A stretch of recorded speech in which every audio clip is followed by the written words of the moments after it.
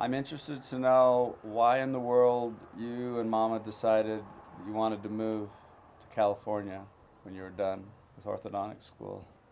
One of the things you do when you're completing your professional training is you start looking around the country where there would be opportunity for your services. We looked in several places. One of the places that we were very interested in is South Utah County, specifically Spanish Fork or Provo. At that time, there was not enough population in that area to provide the number of people you needed in order to sustain a practice. So we looked at two other places, the Bay Area of California, and we also looked at the state of Nevada, and specifically around the Reno, Carson City area. In fact, I took the Nevada State Board and had a license to practice in Nevada. You also have to take the boards in California, which I did, and got a license to practice in California. So it was a matter of population density. We moved to San Jose, California, and I actually was employed by another orthodontist for a period of time. And it gave us the opportunity then to start exploring that whole San Francisco Bay Area. And a practice came up for sale in the town of Napa, California. I purchased that practice, and so that's where all these kids were born and raised until we decided to make a move back to South Utah County. We were down there for, I think, 19 years, maybe 20 years. And by that time, things had matured in South Utah County so that it was a viable thing to have a practice of orthodontics. Tell me the story of the woman who didn't know you but loaned you the money for your practice. That's a good story. We were living in San Jose, California, and this practice came up for sale. I can't remember exactly what the figures are. I think it was somewhere around $20,000. So I needed to raise this money, and we had just been out of school. We were in debt for school and all of those kinds of things. And so I came up to a bank in Spanish Fork and thought maybe that if my brother co-signed with me, they would lend me the money. But they declined to do that. Then I went to the Bank of America in California and presented the idea to them. And I learned an interesting thing about banks. When you go into a bank, it doesn't matter who you are, how good looking you are, how healthy you are. What matters is whether or not you have assets that the bank can foreclose on if you don't repay your debt. So if you want some advice from Grandpa, when you go into a bank, that's what counts. And it's the only thing that counts. And it's always true of all banks. So anyway, Bank of America considered all that.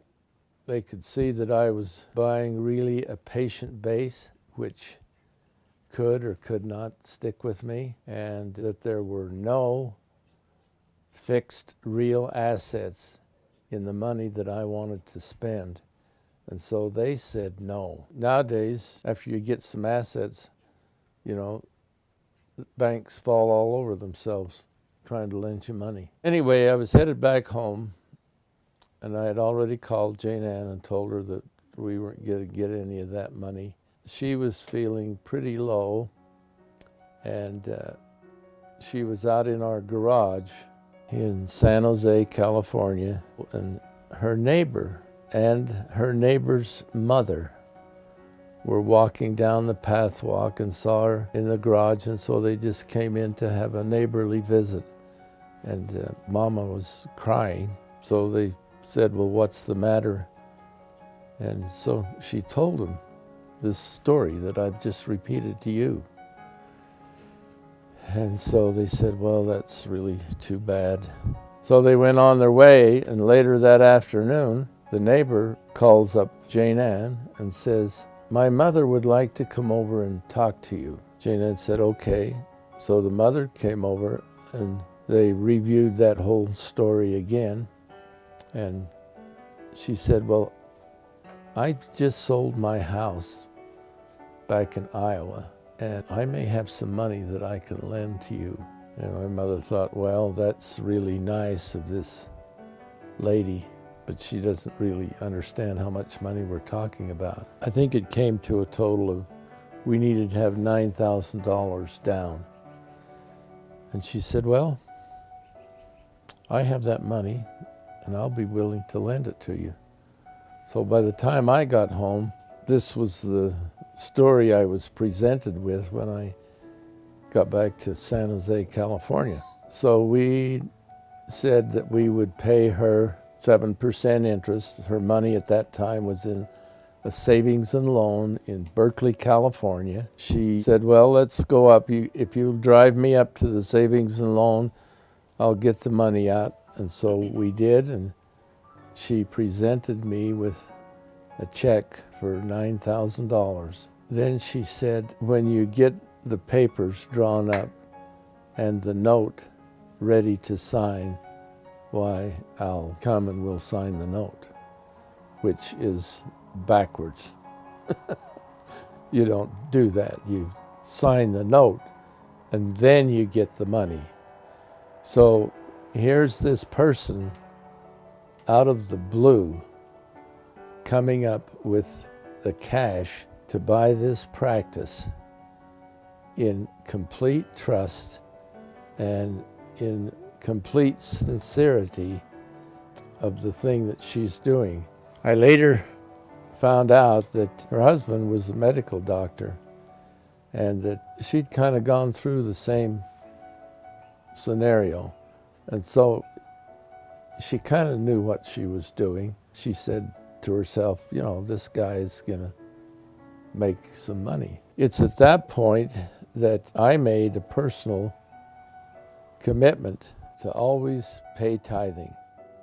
In fact, I made that commitment before this all developed out the way that it was. I said to Heavenly Father, you know what, I've been kind of loose and easy on whether or not I need to pay tithing. If this all comes to pass, I think that your hand is in this, as well as Ella Sorensen's hand, which is the name of the lady that lent me the money. I'll make this commitment to never miss paying my tithing. That was my commitment, and I think Heavenly Father recognized a good deal when he saw it, so that's how it all came down. And I paid Ella Sorensen over the years, paid her every month, and eventually that debt was retired. There's a blessing right smack out of nowhere. So the orthodontist and the bank loan officers couldn't put together the money, but the women in the neighborhood did? Yeah, that's essentially it. And she didn't even know me. We were just casual neighbors. Her daughter lived 2 houses down the street, and her mother happened to be there visiting her. There's miracles that happen. And I personally believe that there's guardian angels watching over us. And we need to recognize them and be grateful for them. Those are the facts, and then you can draw whatever kind of conclusion you want from that. Have you heard that story before? I think I read it in Grandma's history. It's probably more accurate in Grandma's history because, she had a way of not only being accurate, but she had a way of placing the drama on it.